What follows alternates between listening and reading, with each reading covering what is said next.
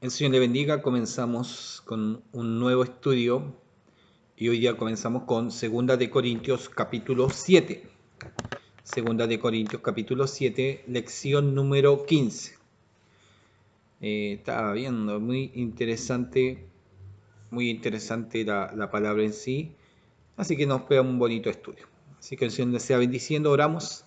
Padre, te bendecimos, te damos gracias por el momento, por este tiempo que nos das de apartarnos, de poder estudiar de tu palabra, de poder ministrarnos, leer, Señor, y interesarnos lo que tu palabra nos quiere decir, tu palabra nos quiere guiar, la información que podemos recibir a través de ella. Pedimos tu gracia, tu dirección, tu bendición, mientras leemos tu palabra, Señor, y bendícenos grandemente en ella. Te lo pedimos en el nombre glorioso de Jesús. Amén y amén. Bien, entramos al capítulo 7. Este capítulo 7, recordemos, lo sigo repitiendo porque tenemos que tener la idea. Los primeros 7 capítulos contienen la autodefensa de Pablo en relación con su conducta y ministerio. Eso es lo que me daba de contenido en la introducción de Segunda de Corintios. Y estamos llegando a este respaldo del ministerio y de la conducta de Pablo en sí, ¿ya? Así que estamos llegando a este capítulo 7 y después el capítulo 8 ya Pablo a tomar otros temas en adelante. Capítulo 7. Así que, amados, puesto que tenemos tales promesas, limpiémonos de toda contaminación de carne y de espíritu, perfeccionando la santidad en el temor de Dios. Yo lo leí este versículo, dije, ya, y seguí leyendo, pero me empecé a detener un poquito y hay mucho que sacarle a este versículo. Está hablando de las promesas y la promesa me lleva a hacer ciertas situaciones. Si yo me aparto, que yo soy el pueblo de Dios, bueno, el versículo 16 nos está marcando en esto, habitaré y andaré entre ellos, y seré su Dios, y ellos serán mi pueblo. ¿Qué está hablando?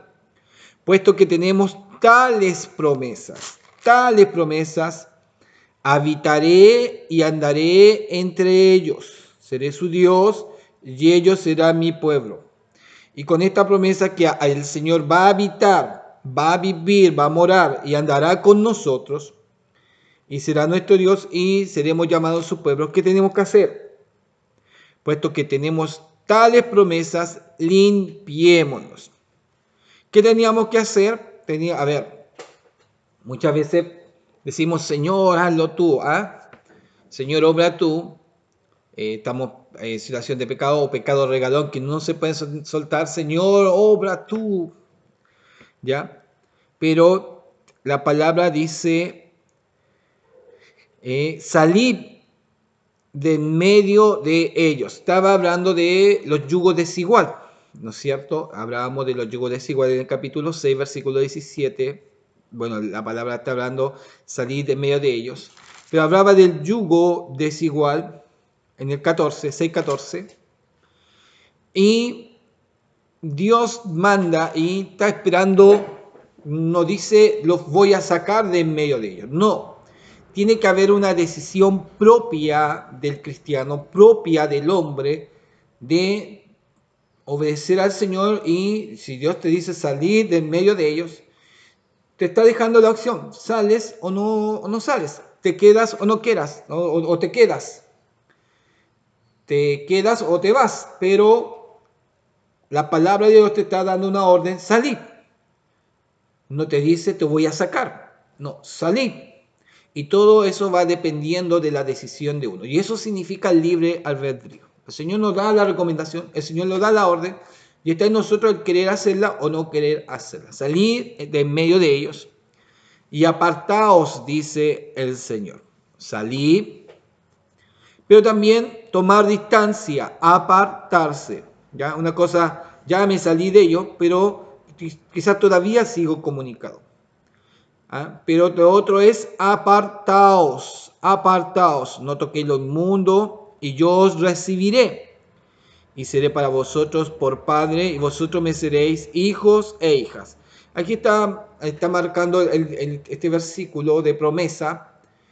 Están metidos entre medio de ellos, ¿ya? Se ha roto una relación. El Señor manda, salgan y apártense de ellos, pero está en su decisión, está en su definición, está en lo que, a ver, prefiero seguir en Dios, prefiero estar en las bendiciones que Dios me ha dado, en esas caricias que el Señor me da, o me mantengo ahí.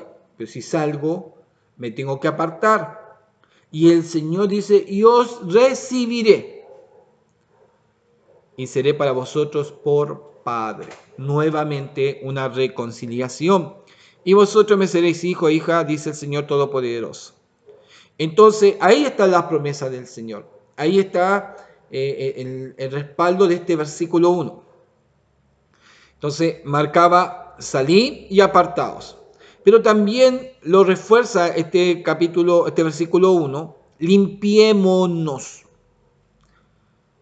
Limpiémonos, ¿ya? Apartaos, salid, apartaos, pero también limpiémonos de toda contaminación.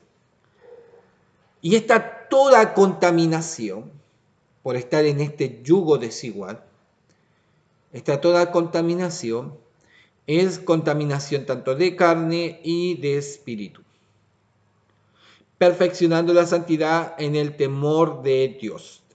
El estar en este yugo desigual, nos marca en este versículo, que tenemos citación, salid, apartaos y limpiémonos. Salid, apartaos y limpiémonos. Pero ese todo es nuestra decisión. ¿Y cómo me voy a limpiar? ¿Cómo me voy a limpiar, Señor, si tú eres el que me puedes limpiar? Sí, que yo ya estoy tomando determinación. Sí, el Señor va a ayudar, pero me manda a limpiarme. No que el Señor me va a limpiar. Limpiémonos, de toda contaminación de carne. Y para limpiarme tengo también que apartarme de la contaminación de carne. Tengo que salir de aquello que me contamina. Tengo que apartarme y también tengo que limpiarme. Complicado. Y también habla tanto de contaminación de carne y de espíritu. Y ahí quede como pillo contaminación de espíritu. ¿Ya? La palabra nos está marcando que tenemos que, no solamente que el Señor nos está limpiando, sino que tenemos que hacer una autolimpieza. Sí, tenemos que dejar. Si hay pecado regado, tenemos que soltarlo nosotros. ¿Ya? Tenemos que limpiar. Y si estamos en el yugo desigual, si nos hemos apartado, tenemos que empezar a dejar las conductas que aprendimos de ese yugo desigual. ¿Sí? Con esas amistades, con ese compañerismo que era desigual, que aborrecía a Dios y que nos llevaba por mal camino, esas malas conversaciones. Tenemos que empezar a sacar todo aquello y empezar a limpiarnos. Se me pegó la palabra, se me pegó el garabato que decía mi amigo, se me pegó los chistes obscenos, los chistes de calibre grueso, se me pegaron. Salí, límpiate, sácalo de tu mente, sácalo de tu vocabulario. Ahí donde cuesta en ese sentido. Entonces tenemos que hacer una autolimpieza. ¿Ya? Hay un asunto cuando Dios nos limpia, pero también cuando nosotros nos limpiamos. Y ahí, ¿qué colocamos nosotros? Nuestra voluntad y esfuerzo. Está nuestra voluntad, nuestro esfuerzo. Salimos, nos apartamos y nos limpiamos y estamos colocando nuestra voluntad y nuestro esfuerzo. Si no colocamos, hay enfermos que nunca van a mejorar si no colocan su voluntad. No, si está pinchado, ahora está diciendo, no, que no quiero moverme. Sabe que está mejor, ya le sacaron todos los implementos, pero no se quiere mover. No. se quiere seguir sintiendo enfermo, no tiene una voluntad y hace esfuerzo para quizás restaurarse, no quiero comer, no. Hay gente que está enferma y aunque no quiere comer, igual se esfuerza en comer o en digerir líquidos. Pero en todo va, ¿qué cosa? La voluntad y el esfuerzo, el autolimpiarnos, ¿ya? También aquí nos lleva, y quizá una crítica para nosotros mismos, tenemos que autolimpiarnos y no preocuparnos de limpiar a otros. ¿Ah? No estar preocupado de limpiar a otros, no, tenemos que autolimpiarnos. Una autocrítica, un autobalance. Nos balanceamos, y qué importante es. Por eso a veces la palabra del Señor nos marca que estamos más atentos de sacarle la pajita que está en el ojo del hermano cuando nosotros tenemos tremenda viga. Y eso significa que no tenemos una autocrítica para nosotros. ¿Cómo lo voy a criticar? ¿Qué le voy a decir? Hermano, llegó tarde. Hermano, ahorita que estamos empezando. Pero usted nunca llega puntual. El primer día que llegó puntual quería toda puntualidad y no quería perder tiempo. ¿Me entiende? Tenemos que tener una autocrítica, tenemos que tener ese cuidado y no estar preocupado de limpiar o enseñar a otros cuando nosotros no damos ningún ejemplo. Limpiémonos. Y aquí voy a irme a detener también en esto que me llamó mucho la atención, de toda contaminación de carne. Entendemos muy claramente la situación de carne, ¿no es cierto? Pero también habrá contaminación de espíritu. Y ahí dije yo, sí. Cuando nosotros contaminamos nuestra carne, también matamos nuestro espíritu. Eso tenemos que tenerlo muy claro.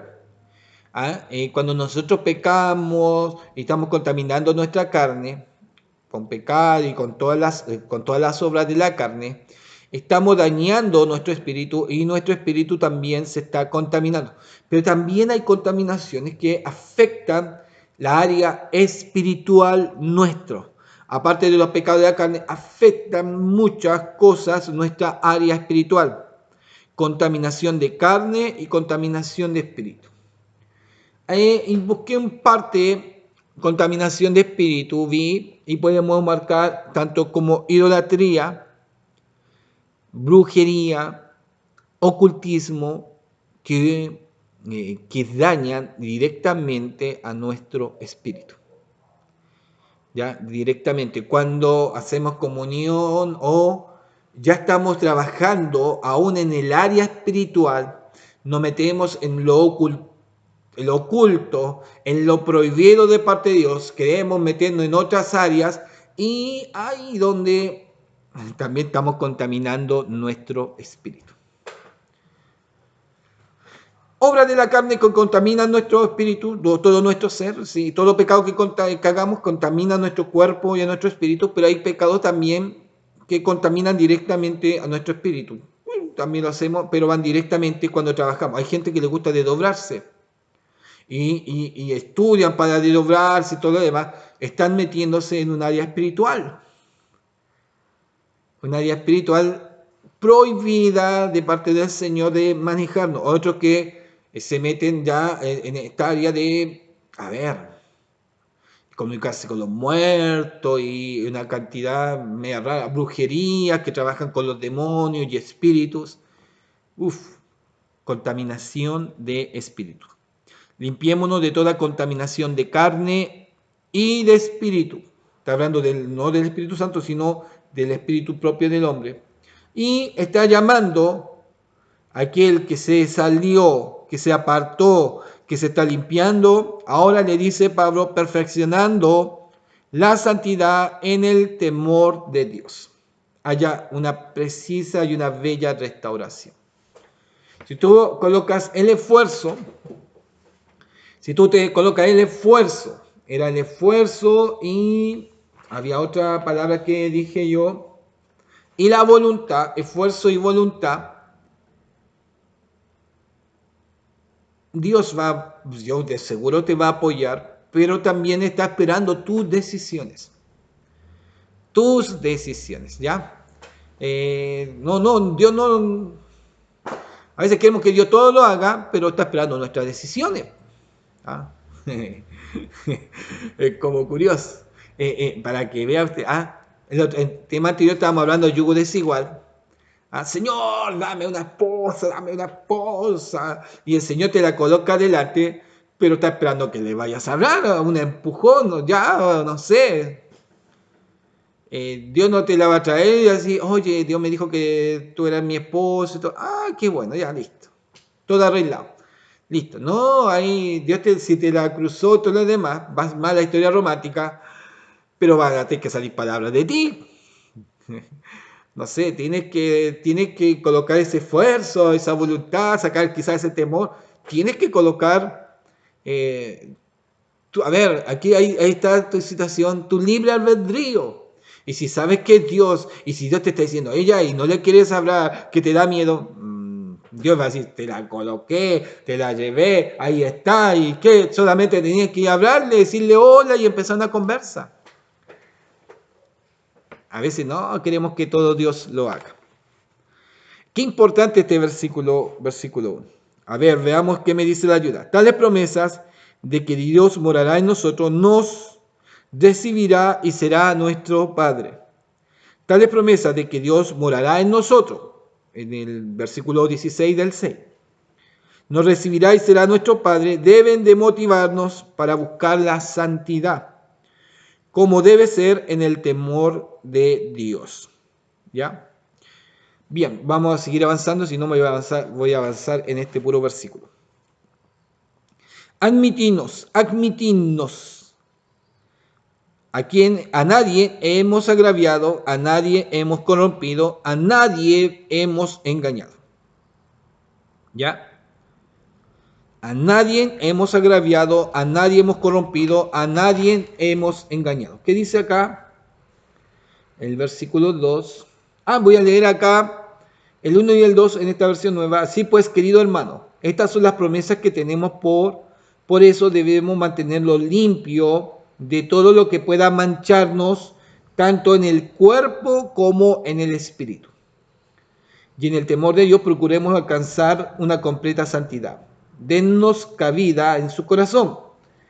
Con nadie hemos sido injustos, a nadie hemos hecho daño, a nadie hemos explotado. A nadie hemos explotado. No lo digo para condenaros, versículo 3, pues ya he dicho antes que estáis en nuestro corazón para morir y para vivir juntamente. Mucha fraqueza tengo por vosotros. Mucho me glorío con respecto de vosotros. Lleno estoy de consolación, sobreabundo de gozo en todas nuestras tribulaciones. Porque de cierto, cuando vinimos a Macedonia, ningún reposo tuvo nuestro cuerpo, sino que en todo fuimos atribulados. De fuera, conflictos, de dentro, temores. Pero Dios, que consuela a los humildes, nos consoló con la venida de Tito. Y no solo con su venida, sino también con la consolación con que él había sido consolado en cuanto a vosotros, haciéndonos saber vuestro gran afecto, vuestro llanto, vuestra solicitud por mí, de manera que me regocijé aún más.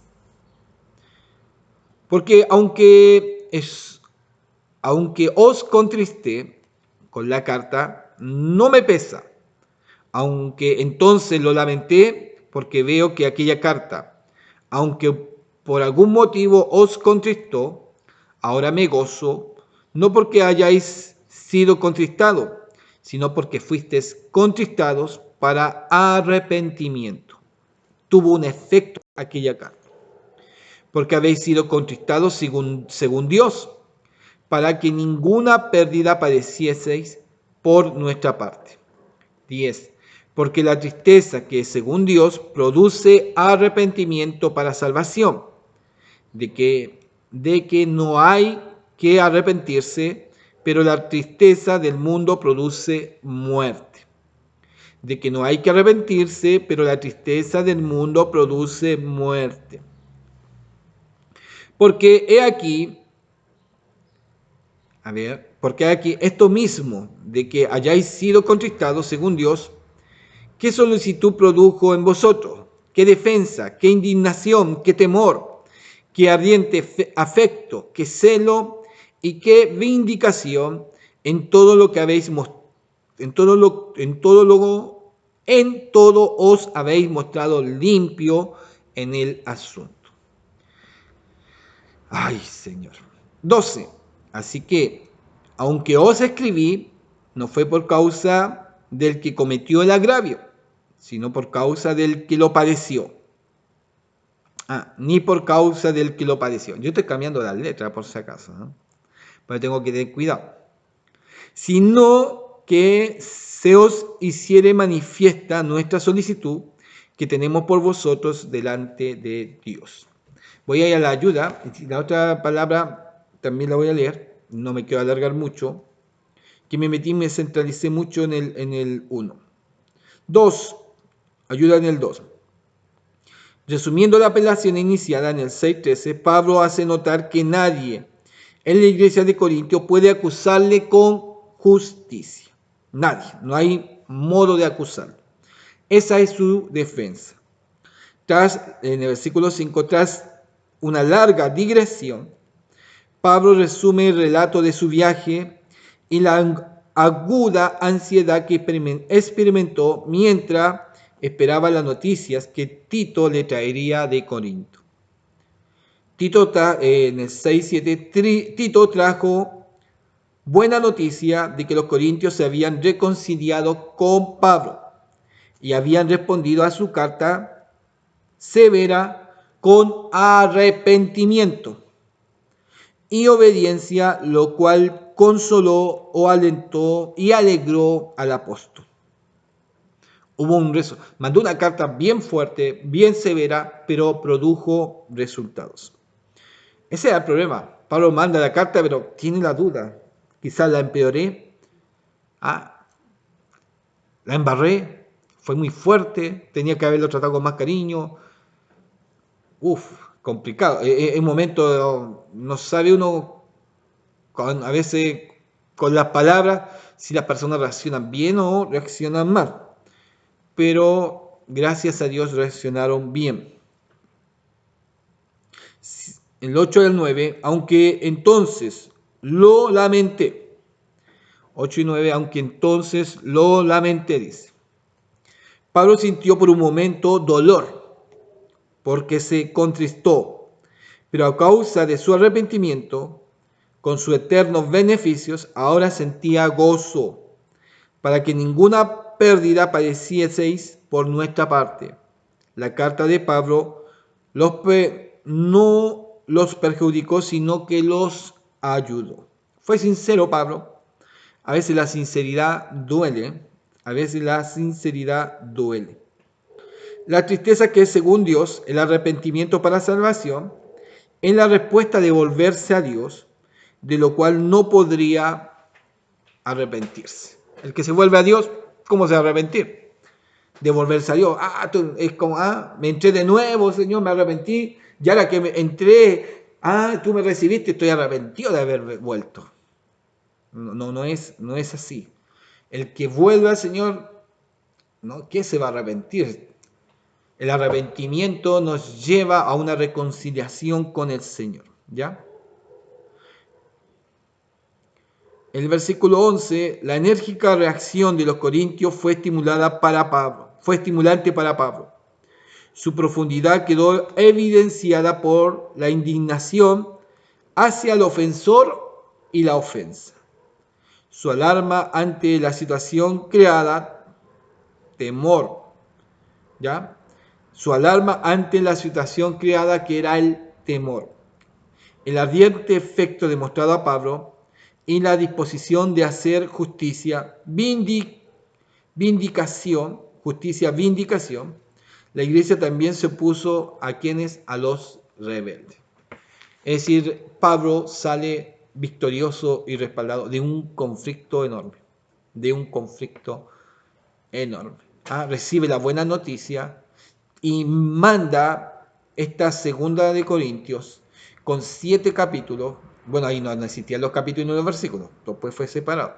Pero manda este gran respaldo de su conducta nuevamente, de su ministerio, de lo que Dios ha hecho. Y también toca temas que había tocado en Primera de Corintios.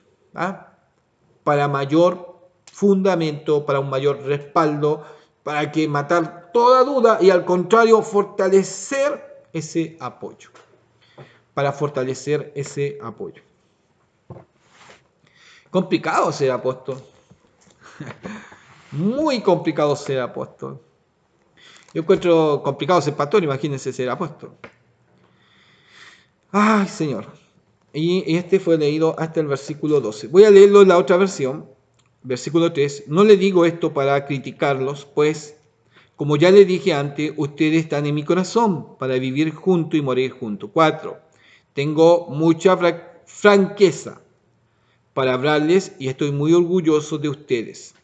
En medio de todo lo que sufrimos, me siento muy animado y lleno de gozo. 5. Desde que llegamos a Macedonia, no hemos tenido ningún descanso, sino que en todas partes hemos encontrado dificultades, luchas a nuestro alrededor y temores en nuestro interior. 6. Pero Dios, que anima a los desanimados, nos animó con la llegada de Tito. Y no solamente con su llegada, sino también por el hecho de que él se sentía muy animado a causa de ustedes. Él nos habló de lo mucho que ustedes desean vernos y nos contó de la tristeza que sienten y de su preocupación por mí. Y con todo esto me alegré más todavía. De todo lo que estaba pasando Pablo, de todo lo que estaba viviendo Pablo, algo de alegría le llegó. Aunque la carta que le escribí lo entristeció, no lo lamento ahora.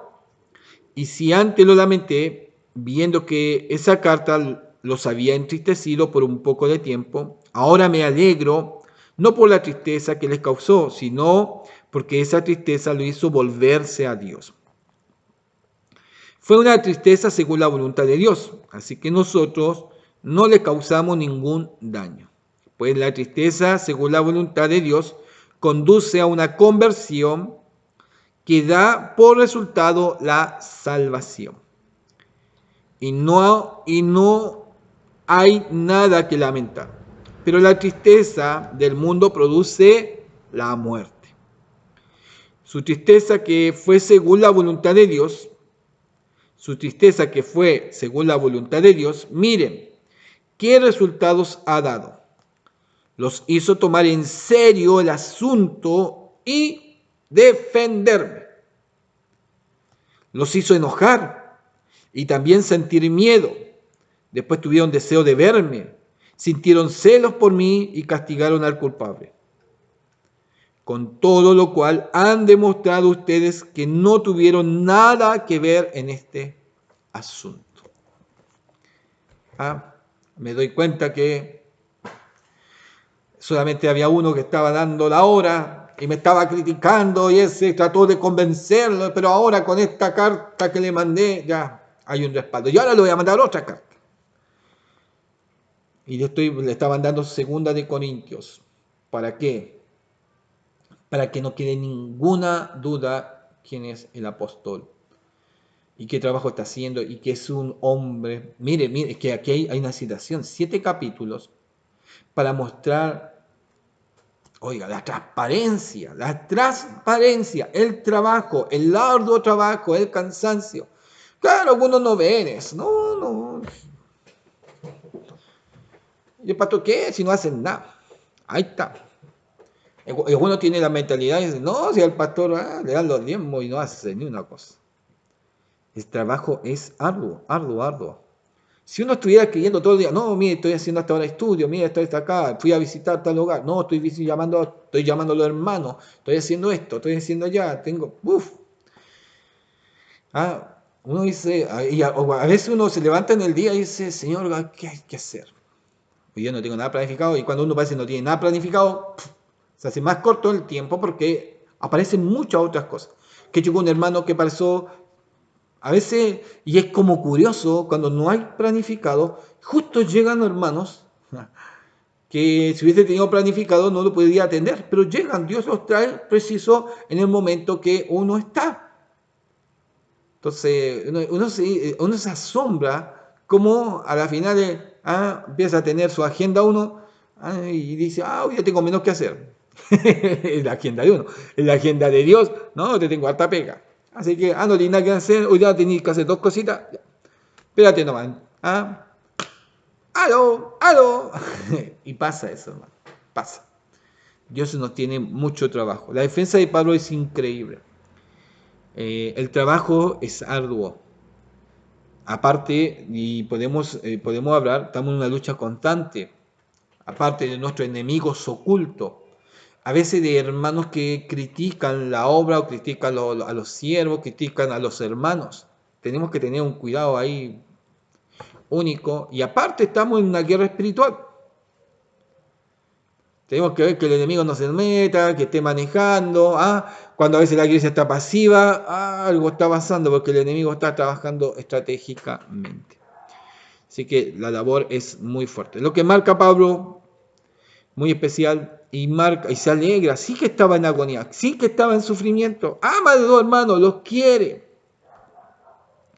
Qué increíble o qué terrible es amar, querer, darse el tiempo por el hermano y que de repente el hermano esté en la duda, oiga, sí o no, estoy escuchando acá, no sé, está escuchando a otros y está abriendo su mente y su corazón a otros que solamente quieren destruir.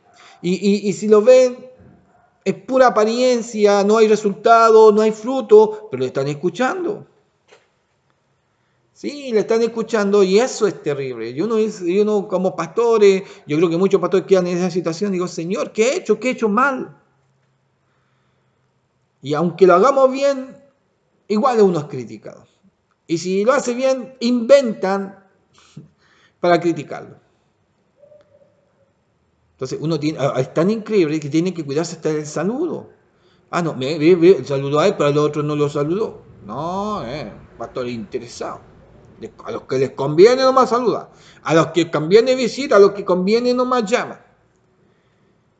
Oiga, es increíble personas que están así, atentos para criticar, pero no, ¿se dio cuenta? No, se dio cuenta, sí o sí. Tengamos cuidado. Si usted se encuentra con esas personas dentro de la iglesia,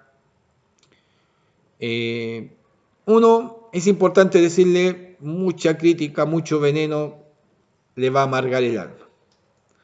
Que saque eso de su corazón. Y si Dios ha colocado a alguien, y si Dios lo levanta, y si tiene respaldo de Dios, si hay un respaldo de Dios, muéstrele que está el respaldo de Dios. Y si no quiere entenderlo, bueno, si Dios lo colocó, Dios lo defiende. Y si usted lo critica, vamos a ver cómo Dios lo defiende de sus críticas. Y va a haber quizá una respuesta de Dios en ese sentido. Bien, bendiciones, gracias. Le seguimos invitando para los siguientes estudios. Bendiciones.